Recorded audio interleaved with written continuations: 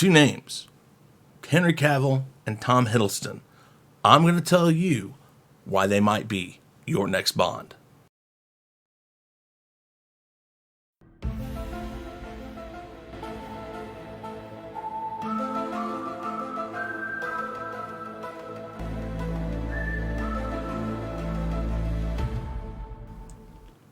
What's up, everyone? I am Chris Knight, and you are watching The Real Review 3000, and this is part 3 of the Bond equation.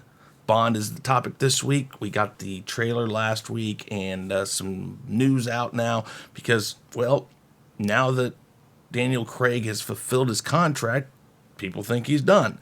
There are some things out there that might suggest he might be your next Bond, but we're not going to talk about him because next Bond, well, if he continues in the role, he's still Bond, so that doesn't really count. Today, though, we are going to talk about two actors that might be your next Bond, Tom Hiddleston and Henry Cavill. Now, first off, we'll talk about Tom Hiddleston. Now, we all know he burst into Hollywood with his turn at the scene-stealing Loki in Marvel's Thor and Avengers movies. He has a remarkable pedigree in the quintessential Englishness and leading man action roles involving firearms and all that fun stuff. He's been in the Night Manager, Kong Skull Island. So he has the pedigree to do this. He has done things similar to Bond, but basically, his odds aren't going to be all that great right now. Some people thought because he was with Taylor Swift, they would be really good, and that's changed. But he does have the chops, and he does have the face for it. He does have the face for Bond. We got to be honest with that. Now, a few whys and why nots. Well, let's start with this. Tom Hiddleston's already made a success of playing a beguiling spy. Jonathan Pine from The Night Manager was his character.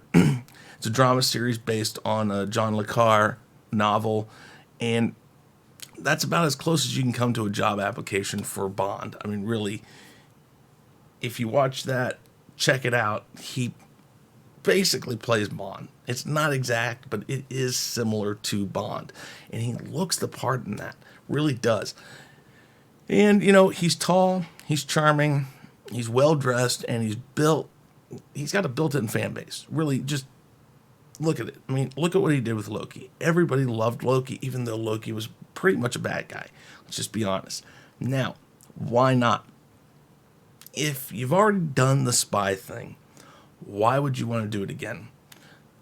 Typically, actors like to move on. They like to do something like, ooh, I want to play a spy, so they go play the spy, and then they're like, that's great, I did it, thank you, I'm done. Now, to be fair, it's Bond. It's not just any spy, it is Bond. But a lot of actors just say, well, I've done it, I don't need to do it again. Now, check out High Rise. High Rise is a pretty darn good movie, I think. Maybe I just like strange movies, but it does prove that he doesn't always take obvious roles. So, Bond is an obvious role. So he doesn't always just go for those. That's just one of those things. And, he might look at Daniel Craig's frustrations from playing one role for a decade and think, no, not for me. I mean, that's obvious to think that. I mean, but then again, he's played Loki for quite a bit now, too. So maybe. Now, he hasn't played it on the regular basis that Daniel Craig has played Bond, so there's that. But go figure. And then there is one more thing. Producer of the Bond films, Barbara Broccoli, of course, the daughter of Albert Broccoli, who was part of this for years and years, she has already been reported to say that he is too posh. So probably a little too, I don't know about sugar in the pants, or just too not Bond is almost the way I hear that. And that's from Barbara Broccoli herself. One more thing. I find it really hard for anybody who's played a villain, even one that you might sometimes like Loki. I would find that really hard to change that over to playing Bond, who's supposed to be somebody you sympathize with, you feel for. Now, an actor should be able to do that, but after you have such an attachment to a character such as Loki, it may be really hard to do. So I don't think Tom Hiddleston is your next Bond, but I think of all the people that have been named, he is one of the best choices. Now, next up, we're going to talk about Henry Cavill. Now, Cavill's not really probably the bookie's favorite, and it wouldn't take much to cast him as Bond, though. He's played a spy. He's played a spy in 2015's Man from U.n.c.l.E. He was in Mission Impossible Fallout, which, if you know anything about movies, you know is a movie about spies. He's also been quoted as saying, "It'd be awesome to play Bond, a classic Bond. Really, I don't think I'd be the person to outdo Daniel Craig at doing Daniel Craig's Bond, but I would love to do a different version and just have an enormous amount of fun doing it." So he has expressed want to do Bond, but not just that. I'm going to give you a few whys here. Why should he be your next Bond? Well, draw a picture of Bond, and Henry Cavill might be what you get.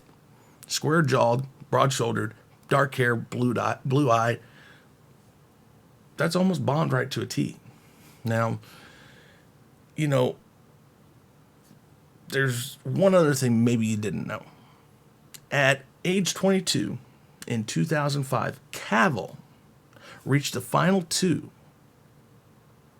of the Bond tryouts. The only person who edged him out was Daniel Craig. Now, Daniel Craig edged him out, but according to sources I've talked to, things I've read, and a bunch of other stuff, they literally said it was a virtual toss-up. It was like, who should we pick? And they came up with Craig, but they could have very well have come up with Cavill. And if you think about that, 10 years later, he's matured as an actor, he's matured as a man, and that could add up to getting the part. It really could. Now, the why nots. First off, too many franchises. Let's be honest. Henry Cavill is Superman.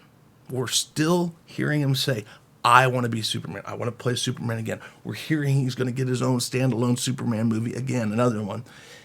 He's Superman. And you can't play Superman and Bond. You just can't. That's just too much, I think. I mean, think about it. It would be a nightmare. It'd be too distracting. Scheduling would be crazy. All of that stuff. And take it from not just that. Your ego would explode. Take it from me.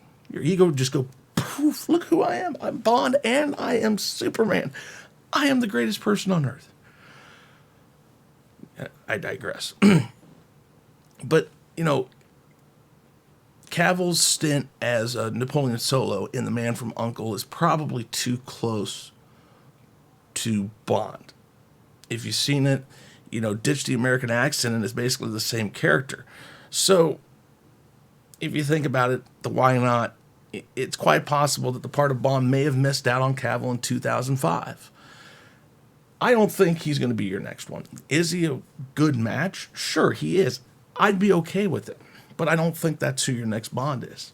Again, remember tomorrow's video, I'm going to give you two more people, and those two people are Aidan Turner and Idris Elba. And I'll tell you tomorrow who I think should be your next Bond. With that said, I'm Chris Knight. This has been the Real Review 3000. A few things. Remember, hit that like button. Smash that like button. Also, hit the bell so you know when we're coming out with new stuff. And don't forget, if you have not subscribed yet, hit that subscribe button. If you have subscribed, please pass it along to other people. Say, hey guys, check this channel out. If you like what he's doing, subscribe. I always love new subscribers. I love my old subscribers. I love all the subscribers. But guys, I want to thank you very much. I'm officially out of here. Hey guys, thanks for tuning in. Be sure to subscribe to both channels, and make sure to check out our friends in the Fandom Minutes.